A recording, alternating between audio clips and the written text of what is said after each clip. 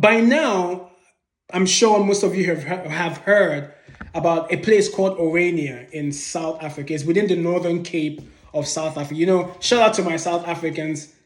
I love my South Africans. Always interesting to me when I hear something about South Africa. Now, I have heard about this, but people call it like a white only. It's very controversial. So people say it's a white only place, only Afrikaners live there, and things like that, which is understandable. But I listened to an interview with one of the leaders of the place, and he made some interesting comments, which I felt were thought provoking, and which is why I was like, let me kind of share this and see what you guys think. Now, just a brief premise of synopsis of Orania. Now, Orania was established in 1991. It has like a population of about, I think, 3,000 people. And it's said to be, the purpose of it is to preserve the culture of the Afrikaner people who they perceive that they receive pressures from multicultural South Africa. So they want to, have their own place where they can, practice their belief, do their own thing, be their own people, be in peace. Now I'm all for peace, right? I'm all for peace. And their economy relies basically on agriculture. So from the interview I watched, and I'll kind of show a clip as well, the guy mentioned that yes, their livelihood is based on agriculture, and they've been thriving very well. They have electricity. So if you've been to South Africa, there's something called load shedding. The guy mentioned that in Orania, there's no load shedding. So they found a way to have kind of a hydroelectricity kind of thing going on, which is interesting. So, which means that a lot of things are possible in Africa if Africans put their mind to it. Or is it that Africans can do it, that they don't have the mind to do it? Because you have a group of Afrikaners who lived in South Africa. They find a land, they make it to their own, they're in the land, they found a way to bring about electricity for themselves, something that majority of African countries cannot do since 1950, 1960. It's important for Africans to begin to really look inward and find out the reason why. Every time it's the colonizers, they're doing this, it's neocolonialism.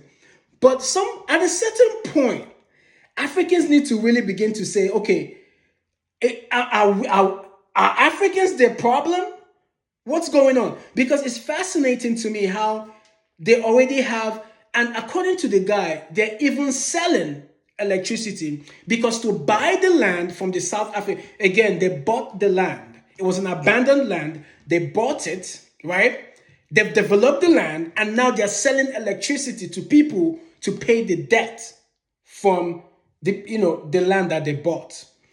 Now, when you hear about Orania, a lot of people begin, oh, it's white supremacy, is this, is that. I don't know. I don't live in South Africa, but I like to go further than what people are saying. I like to think for myself, which is highly important. You should try it. And one thing I see, right, is that Africans sometimes are their own problems. Like people make noise, there's no action.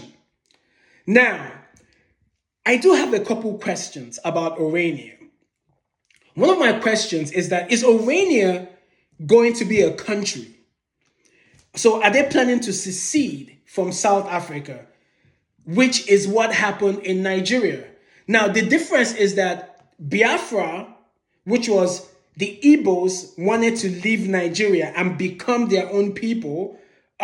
Become just like what they're talking about, preserve their own cultures, do their own thing. However, this is my understanding and my taking is the part of Nigeria that the Igbos and Biafra encompasses was mainly the place where all the natural resources are, which is, I think, is one of the main problems why that thing didn't work out, right? But now, Orania is an abandoned place.